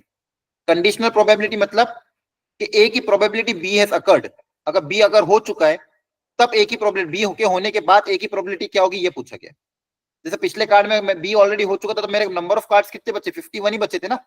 Yes, sir. 51 के बाद अब ए की होने की प्रोबेबिलिटी क्या है तो ये बोला गया। अब मान लो बी अगर ऑलरेडी हो चुका है तब ए की प्रोबेबिलिटी क्या होगी, तो इसका फॉर्मूला है probability of A intersection B divided by probability of B. जो ऑलरेडी हो चुका है उसकी प्रोबेबिलिटी से डिवाइड करोगे। इस फॉर्मूले पे बेस ही सारे क्वेश्चन आएंगे। तो कंडीशनल प्रोबेबिलिटी आपको नाम से दिख जाएगी। आपको क्वेश्चन में क्या बोलेगा, find the probability of this has given this has occurred, find the if this has occurred find the probability of this. मतलब एक इवेंट ऑलरेडी जो हो चुका है इसको बी मान लेना, जिसकी प्रोबेबिलिटी पूछी उसको ए मान लेना। तो इसका फॉर्मूला क्या हो जाएगा, probability of A intersection B divided by probability of B. आ रही बात समझ में। Yes, sir. अगर ऐसा होता Yes, sir. बी बाई ए तो इसका फॉर्मूला बताओ क्या होता। Probability of A intersection B upon probability of A. On probability of A. जो इवेंट ऑलरेडी हो चुका है उसकी प्रोबेबिलिटी से क्या करोगे, डिवाइड कर दोगे। Yes, sir. Yes sir sir एक क्वेश्चन था हाँ बोलो। सर, पिछले क्वेश्चन में जैसे हमें ए था कि हमें एक रेड कार्ड मिले हाँ और बी था कि हमें रेड एस मिले। हाँ, अगर जो रेड कार्ड था वो एस निकला फिर अरे वो एक तो ऑलरेडी निकल चुका है ना पहले ही। मैंने क्या बोला, बी ऑलरेडी हो चुका है तो वो तो ऑलरेडी निकल के साइड में रख दिया आपने, समझ में आ रहा है। आपने Yes, sir. टोटल 52 पत्ता था, तो उसमें बी इवेंट ऑलरेडी हो गया, मतलब उसमें से आपने रेड एस को निकाल दिया, साइड में रख दिया। अब जब आप इवेंट ए परफॉर्म करोगे तो आपके पास 51 कार्ड ही बचेंगे, और उसमें से भी रेड वाला एस ऑलरेडी गायब हो चुका है ना, तो वो तो अपन ऑलरेडी कंसीडर कर रहे हैं कि बी वाला ऑलरेडी हो चुका है। अब उसके बाद ए कर रहे हैं अपन, आई बात समझ में? Yes, sir. तो उसमें रेड कार्ड तो ऑलरेडी अपन ने साइड में रख दिया, इसलिए तो अपन 51 बोल रहे हैं। अगर रेड कार्ड भी इसमें तो फिर डिवाइड बाय 52 होता ना फिर तो। सर अभी जो फॉर्मूला लिखवाया था एक बार दोबारा बताना। फॉर्मूला ये रहा, probability of A given BS occur equal to probability of A intersection B divided by probability of B। Clear है? ठीक है सर। अरे आ रहा है समझ में कि नहीं? ये फॉर्मूला ही अप्लाई होगा, कुछ भी नहीं, ज्यादा कंफ्यूज मत हो। मतलब तो समझ में आ गया ना क्या मतलब है इसका? Yes sir. चल अप्लाई कर formula.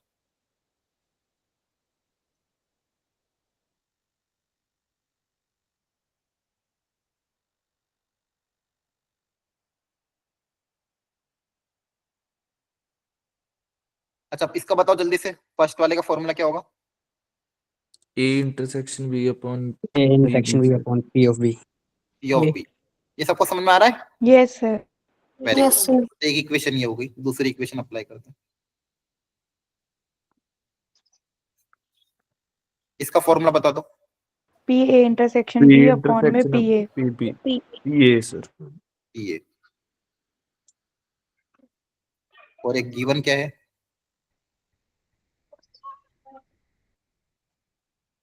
P of A intersection भी ऑलरेडी गिवन है, यस सर। तो यहाँ पुट अप कर देंगे, तो यहाँ से P of यहाँ पे पुट अप कर देंगे। Yes, sir. Yes sir. P of B equal to 1/2, 1/2 तरह के डिवाइड हो जाएगा, तो P of B कितना आ जाएगा? 1/3। चेक कर लेना एक बार। यहाँ पे भी P of A कितना आ जाएगा? 1/6 divided by 1/3। P of A आ जाएगा 1/2, आया ना?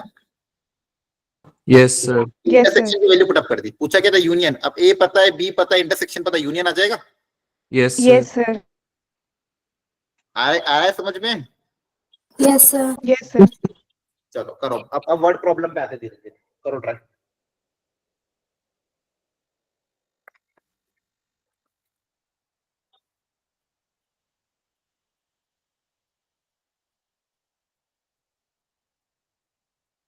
क्लास अटेंड करना आखिरी तक, बीच में गिव अप मत दे देना।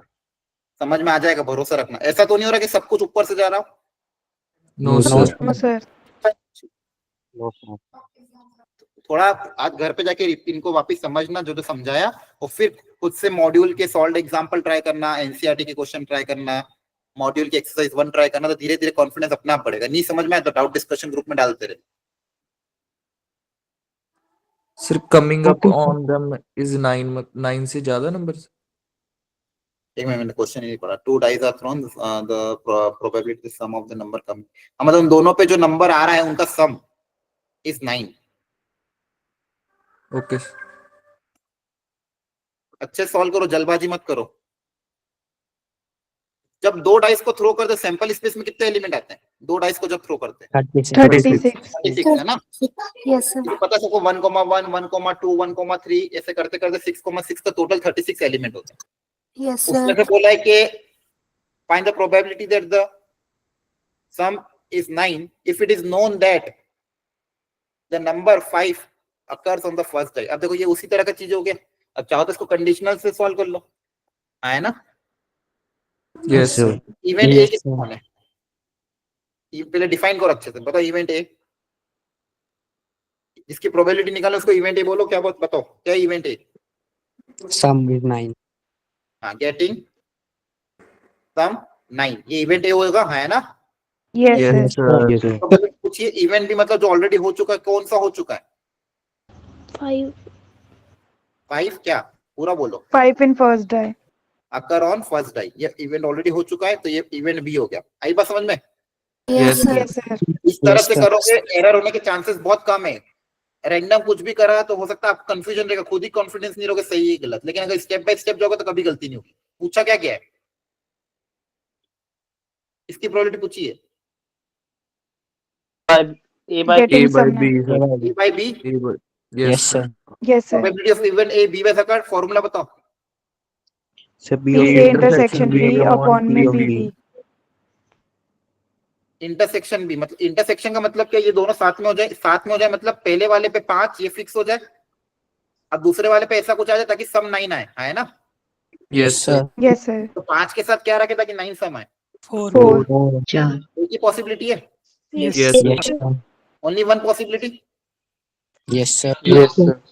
तो इसकी पहले पे 5 दूसरे पे 4, इसके आने की प्रोबेबिलिटी क्या होगी? 1/36. 1. 1/36 है ना, ये टोटल 36 में कोई ना एक इवेंट ही होगा 5,4। Yes, sir. Yes, sir. Total 36 में से एक आपका 5,4 होगा कि नहीं होगा? Yes, Yes, होगा sir. sir. अब P ऑफ B, B मतलब B के फेवरेबल कितने हैं? पहले पे 5 आए तो B के फेवरेबल कितने हो गए? 6/36. 6/36. 5/1, 5/2 एंड 5/6, ऐसे फेवरेबल कितने? 6 हैं। Yes, sir. Yes, sir. Answer कितना आ गया? 1/6. 1/6. क्लियर हो गया? Yes, sir. Yes, sir. ठीक, पक्का समझ में आ रहा है? Yes, Yes, sir. sir. Yes, sir. तो देखो, अब कंडीशनल पढ़ने के बाद ये आ रहा है, नहीं तो अगर मान लो कंडीशनल पढ़ते बिना उसके दिमाग लगाता तो हो सकता है टफ लगता, लेकिन कंडीशनल पढ़ने के बाद चीजें थोड़ी आसान दिख जाती। अब देखो, इस फॉर्मूला बेस्ड क्वेश्चन भी आया था 2022 में, रिसेंट ईयर में आया, जब पेपर टफ आया था मैथ्स का, उस साल काफी टफ था मैथ्स का पेपर, उसमें ये क्वेश्चन आया था। चलो करो ट्राई। S1 S2 दो चीजें गिवन है आपको पता करना वो सही है कि गलत है। शांति से करो ट्राई, प्रॉपर्ली गिवन डेटा को उतारो, देखो क्या आएगा।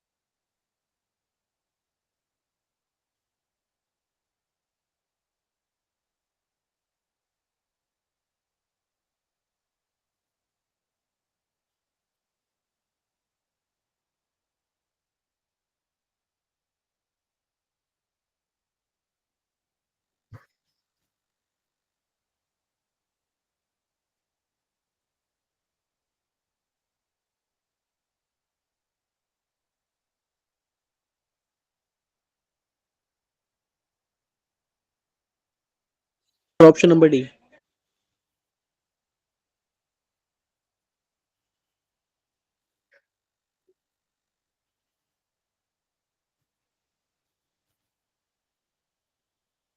Sir, option B. चलो देखते हैं। A and B are two events, P of A bar B, A by B, ये दिया हुआ है, सॉरी B by A, 2/5, तो इसका फॉर्मूला अप्लाई कर देते हैं।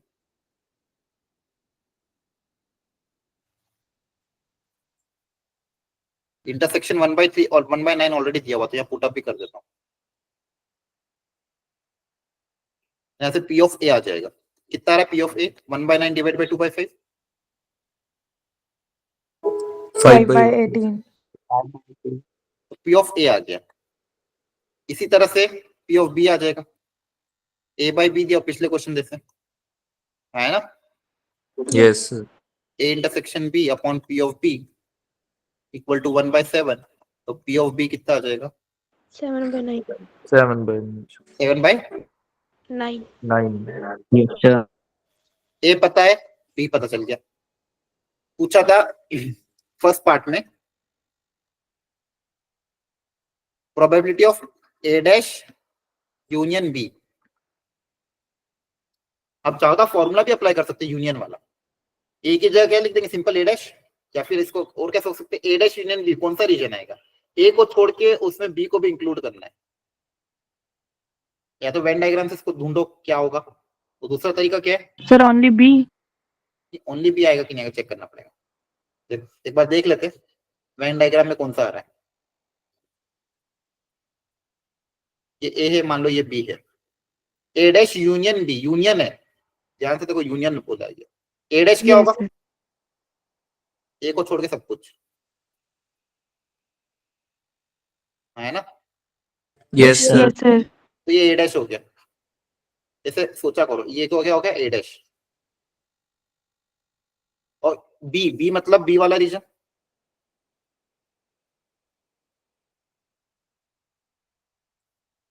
अब इन दोनों का यूनियन लेना है, तो यूनियन लेना है मतलब ये पोर्शन भी और ब्लू वाला तो लेना ही है, उसके साथ साथ ग्रीन भी लेना है। तो सब कुछ आ जाएगा बस इसको छोड़ के। Yes sir. ये जो व्हाइट वाला रीजन है इसको छोड़ के सब कुछ आ जाएगा यूनियन में। तो यस सर। तो इसको हम क्या देंगे? टोटल में से ये वाला हिस्सा माइनस कर दें। Yes sir. टोटल में से ओनली ये वाला हिस्सा क्या कर दे? माइनस। अरे हाँ, है ना। Yes sir. ओनली ए, और ओनली ए निकालने का तरीका क्या होता था? सर ए में से ए इंटरसेक्शन बी को माइनस कर देंगे। ओनली ए मतलब यहाँ ए में से ए इंटरसेक्शन बी को क्या कर देते? माइनस। ये आपका S1 आएगा।